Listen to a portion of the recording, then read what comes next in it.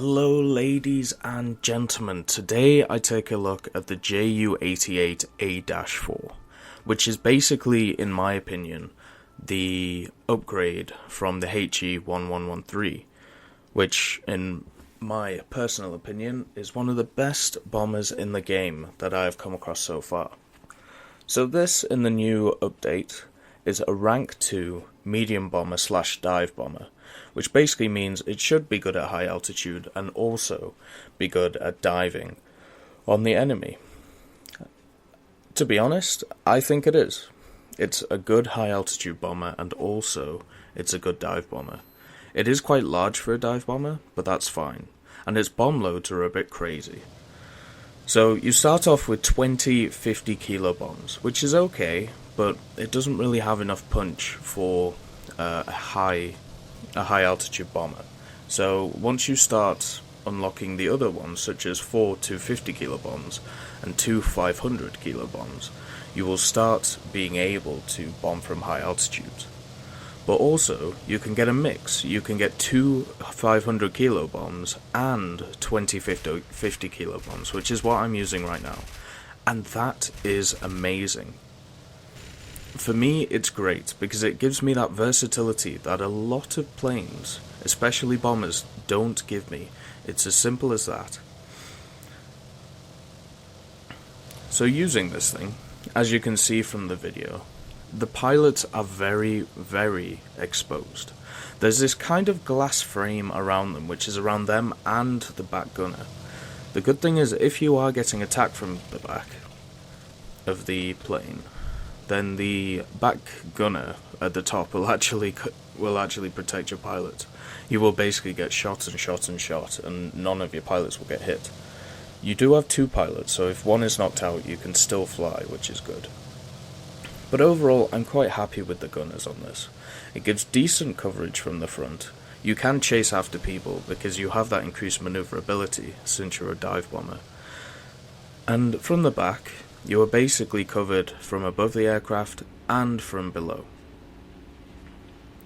Now, I like using this bomber as a high altitude bomber, not so much as a dive bomber. That's just the type of player I am. I prefer medium bombers. So I like going after bases.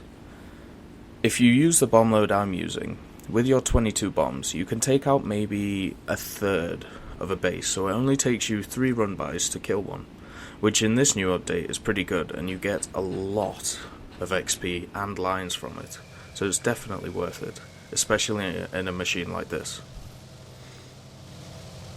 I have found a lot, not necessarily at this tier, but at higher tiers. The fact is that enemy fighters will start coming after you when you're in a bomber.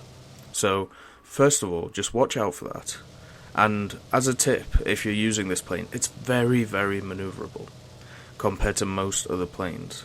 Maybe because it is a dive bomber at heart. So at high altitudes, you can actually outmaneuver or at least get away from fighters, which is absolutely amazing. So with all those bombs, I had to make 2 passes just to finish my bomb load. But I did, and you know, there's nothing wrong with that. And I spot a swordfish. Another great thing about this plane, it is fast, it is nimble. As you can see, I'm going at about 326 kilometers an hour, and I only dropped maybe 1,000 meters over quite a long distance. Compared to other medium bombers, they wouldn't be able to do that. Comparing it to the Heinkel, it wouldn't be able to do that. But this thing, it can, because you can use it as a dive bomber, which is always useful. As I was talking about before, the maneuverability on this is great. And with that maneuverability comes a lot of perks. It means that you can dive bomb very, very well. You can pull out of a steep dive quite easily, as long as you're not damaged. This thing can take a lot of hits, as you'll see later on in the video, which is another great thing about this. It's one of those bombers which isn't a one-trick pony, like a lot of them are. A lot of them, in my books, they have one job, like the Wellington. It has a ton of bombs, But even in the new update where they said they were improving it, it still gets shot down very, very easily.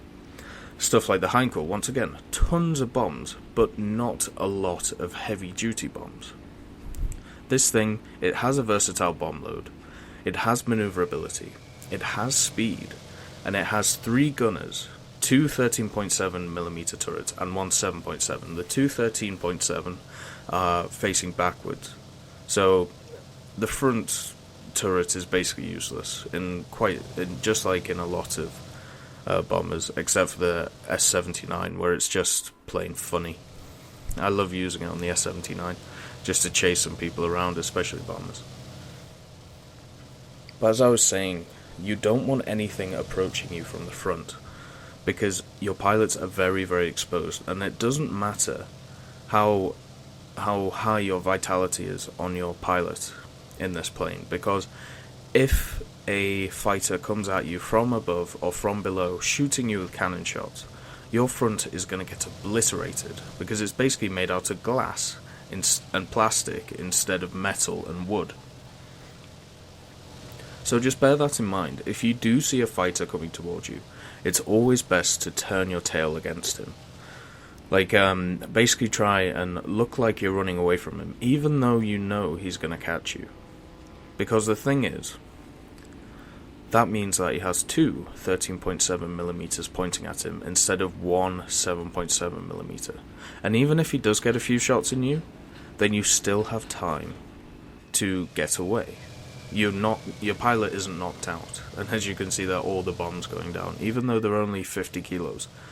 That's 50 kilos times 20, so what's that? That's 1,000 kilos right there. Which can be a pain in the ass sometimes when you're dropping on such a small target, but it also means that you can drop it on tank columns. This thing is a carpet bomber, just like the HE-1113, and just like the Wellington. As you can see there, you can lay down a carpet on stuff, and even though I'm using it on bases, you can use it on armoured cars, you can use it on medium tanks, as long as you're precise enough. Or because you have so many bombs, you can basically just lay down a carpet and hopefully you'll hit something. Because 50 kilo bombs aren't very expensive to use. That's the word. But as I was saying about this thing, it is maneuverable. It's nice. It has 2 engines, which is always good. I think that's one thing I'd say about it. The Junker 87 kind of loses out because it only has 1 engine. Even though you control the front guns, your payload isn't huge. So that's where this thing wins out. The payload on it is massive.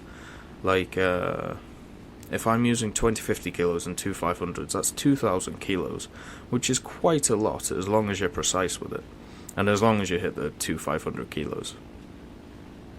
The Junker 87s, they're more of an attack aircraft. They're not a dive bomber, because they can get shot out quite easily, especially in this new update system. The rank system of the new update, 1.37. So I realise a lad coming towards me, I get off all the rest of my bombs, because if he shoots you down, you don't want to be left with bombs inside you want to get them away. And as you see, I turn my tail against him, which means that both those big turrets, even though they're not cannons, they're still turrets, can try and lay some fire into him, and I am basically outmaneuvering him. That might be due to a ton of things. It might be due to his incompetence of not understanding how to turn fight, and he basically lines up behind me. As you see here, I'm basically just taking the bullets, because I know I can, take him out using these 13.7mm. So that was a prime example of what I was talking about before, where if you turn your tail to somebody, you do have 2 machine guns which will be firing at them if they're at the right angle, and because they'll be facing you, it's very easy to knock something out. Somehow I knocked out his tail there, even though I was shooting at the front of him. But he did knock out one of my engines. And this shows how sturdy, I suppose you could say, this thing is. A lot of things, if they lose an engine, they'll either set on fire, or it'll be impossible to control. The only exceptions to that are stuff like attack fighters, so bow fighters, A-20Gs, stuff like that. But actual bombers, if you lose an engine, you're gonna be struggling. It's as simple as that. But with this thing, it's a dive bomber, so it can pick up a lot of speed on a dive, and it can still survive. So even though I have a whole busted wing, I still have my flap, which is good. And I don't have that engine. Obviously that engine is dead as well. And I have taken some damage to my rudder. I am still able to easily control this thing. I'm still able to easily drop my bombs, even though my wing is black and my engine is black. I still have control of the aircraft, where in a lot of aircraft, I just wouldn't have that luxury. And this is where the dive bombing comes in handy. So I've dropped half of my load, and I can actually, on the same run, drop the rest of my load. So as I was saying, that's where the maneuverability, that's where the dive bombing aspect of this plane comes in handy. Even though you have a lot of bombs, you are able to drop them very quickly and very fast if you just want to dive a little bit. And that lag is still after me, even though he's lost his tail. And it looks like he's going for a landing, or he's just going to go down. And all this time, while I've been talking for the last half a minute, Flak has been shooting at me, not doing tons of damage, showing how sturdy this thing is. Even though I do have most of the modifications on it, it shows how sturdy of an aircraft this is. I have been near the enemy base for a good 5 minutes now, being shot at, and I'm still in the air. I'm still going after this base, which to me is absolutely brilliant from a medium bomber. It's not just going to explode like an A-4 might, or Wellington, or even the G4M1. So what you're basically getting with this bomber is versatility with its bomb load, maneuverability with its dive bombing aspect, even though it's also a medium bomber. You're getting power and strength from your aircraft. It's quite hard to shoot down this thing, especially when somebody is quite good at maneuvering it, and also you're getting an insanely large bomb load. So for me, this thing is a great aircraft. It's as simple as that. I love the HE-1113.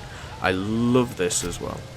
The German bombers are really impressing me in this game, and finally I get taken down.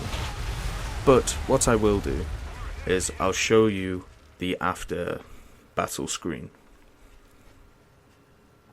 So here is the summary of that match. As you can see, I had one aircraft destroyed, which is obviously the Ju-88, 2 surface units, and I end up third on the table. That's because I went after the bases.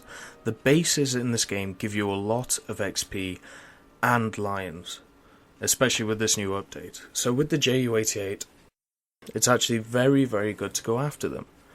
So I would definitely recommend this bomber to anybody who loves medium bombing or dive bombing. It's a great versatile machine. So thank you for watching, and have a great day.